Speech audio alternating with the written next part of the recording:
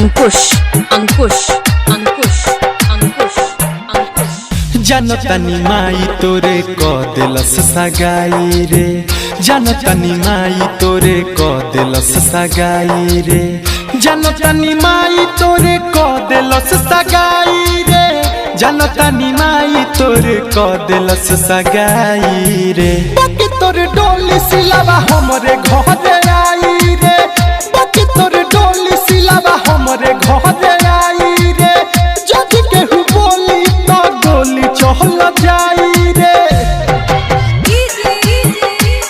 Ankush Ankush Ankush Ankush Ankush Belsar Bidoliya. Mix by Aditya recording studio Gopalganj.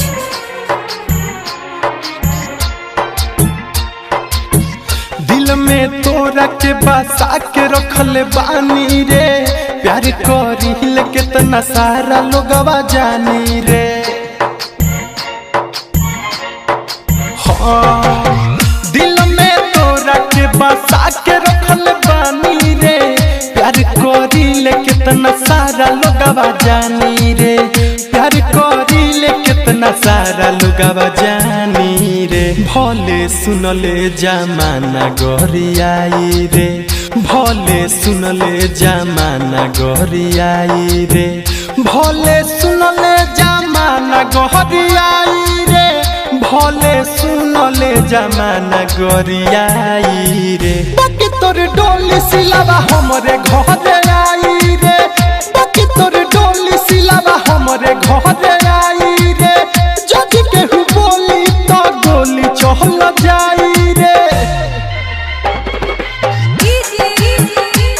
अंकुश अंकुश अंकुश अंकुश तोरा दुआरा बारात जदि लागी रे, ओह दिन सुतल से रही तो जागी रे।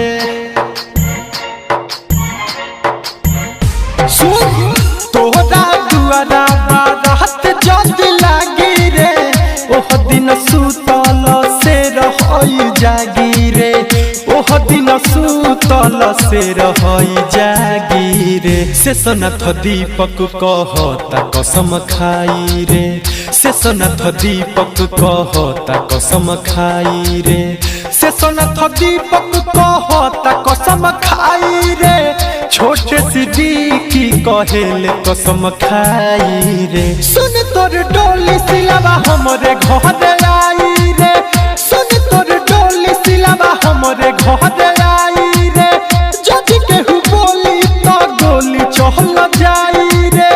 बुझल है? 96 93 58 51 23